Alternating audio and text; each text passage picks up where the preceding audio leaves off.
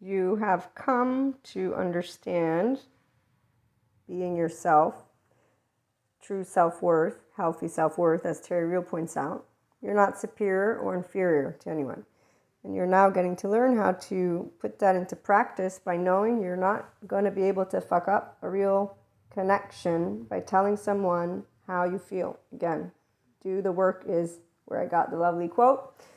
And the channeled guidance also comes with a lovely Frank Sinatra song, I've Got You Under My Skin. I'm going to read some of the lyrics, and then we'll get into more of our conversation on 5D relationships. And again, the 5D collective loves to build emotion regulation skills, which is why they don't use the adaptive child, the codependent type, the individuals who, whether it's through movies or just ignoring that hurt people who hurt people, can actually learn about good trauma therapy and attachment styles and categories, and know that humans are not demons inside their bodies or devils, that there's a lot of stuff that happens, and that unfortunately the shame cycle involves an inner critic and outer critic, and then activities such as drugs, alcohol, sex, food, they become compulsive. So people with the insecure attachment wounds and the trauma memory, they actually self-soothe through mechanisms that become compulsive.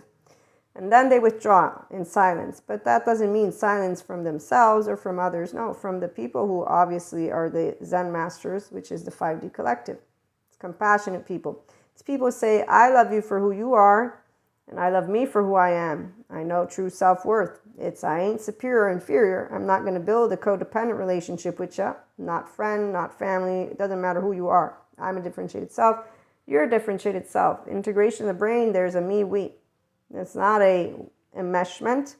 We actually know, hey, enmeshment, no. And we don't even do it that way, because we understand that a person who's trying to mesh has insecure attachment wounds and unresolved trauma. So their nastiness is not nastiness to 5D mystic. That's why the 4D collective, with their energy vampires, dark auras, and all that other stuff, they just fulfill the story of an inner child, that a person, though, with clairs, who will talk about themselves as being so special that they know everything about themselves. And as our Sadhguru quote goes, intelligent ones wander. Idiots are dead sure. So once people with their clairs think they know everything, yes, it's not a very funny thing to see, but you should watch how they live out the very patterns that they're familiar with and their subconscious. And they talk all about subconscious and vibration, and again, energy vampires, dark auras, all of it. And yet they don't have the one thing in their peripheral view, their emotional body, their nervous system. They're too busy in anger with certainty saying, I know that you have done all the things that that reader confirmed to me, and I knew it beforehand. And you know why I knew it? Because I know you're out to get me and make me upset.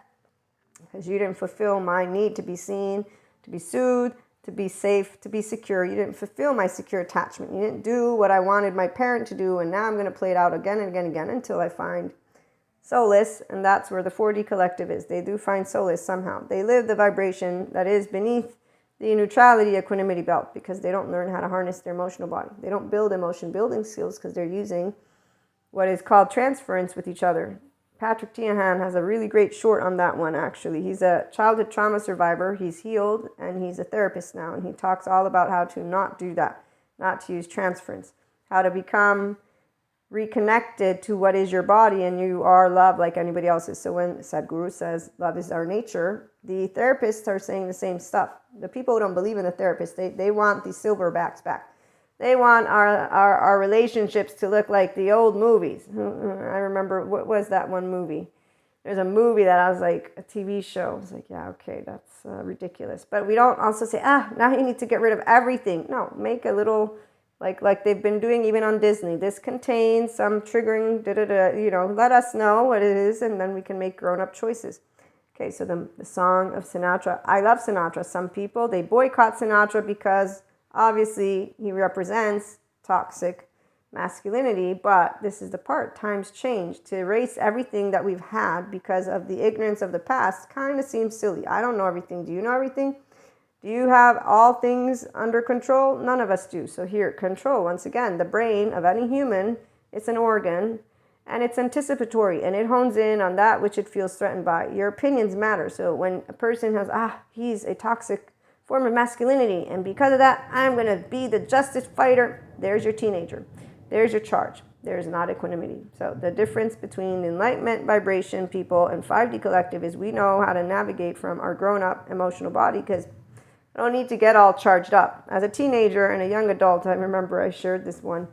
And actually, I want to finish the channel guidance, then I'll share the story. That way you can relate to what a charge is, and then how you can be just aware of it and know, okay, I don't need to be the immature agenda person. I can be in my prefrontal cortex, thank you, Terry Real, the wise adult.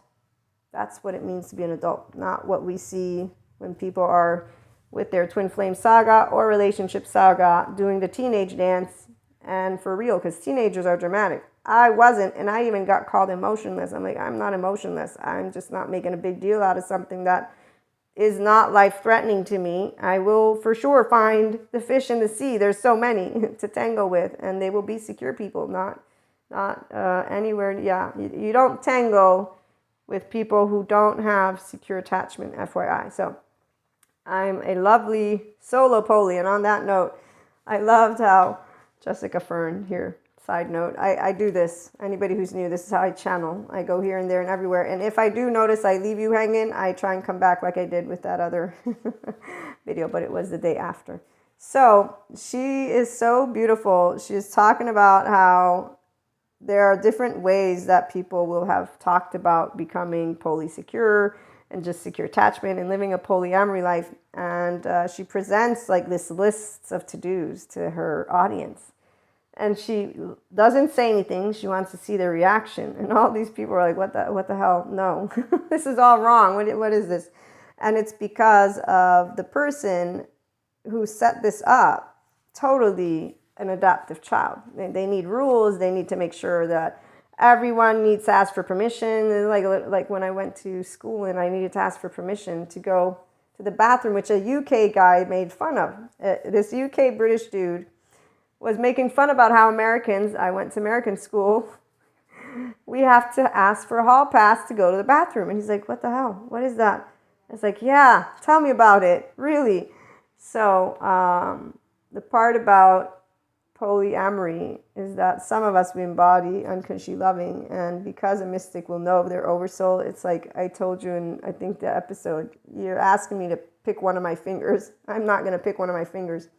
So we're going to tend to be involved in non-hierarchical polyamory and or relationship anarchist type dynamics, which is you don't tell me what to do and I don't tell you what to do. And solo poly, because when you do know who you are, here's where you take me for who you are or who I am, and I take you for who you. So whether you're monogamous or not, the part about knowing how to speak without filtering. So like the quote says, you can't fuck up a relationship because you're talking about how you feel. However, there are ways that you can talk about it. And that's what Terry Real shares in his short, it's a 6-minute video. So if I can get to it, I will. And it's basically the 4 steps though. What happened? You share your subjective experience. You also share what you feel, but it isn't in a way of you made me feel. No, you share your subjective experience because you know that you have a relationship to what happened, your story, the left brain. Then you have emotions that come up, your right brain stuff and your nervous system. And this is what would help me to feel better. So you learn how to repair. That's all. Grown-ups do this. And so let's end with our lovely Sinatra. I've got you under my skin. I've got you deep in the heart of me, so deep in my heart that you're really a part of me. I've got you under my skin. And here's where, for my 5D mystics, we all know twin flames, oversoul, soulmates. That's the point that I was trying to make with the can't ask me to choose.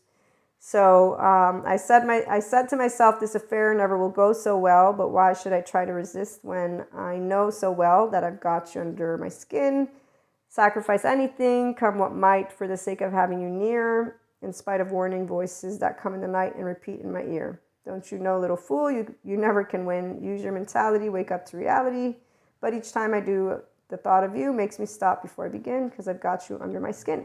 People who are meant to share life together always come together. There is no separation. As the Rumi quote goes, 5D, we know this, we love from heart, always and we expand and we grow emotional body together. So tune in for more. Have a great day, and I will be back.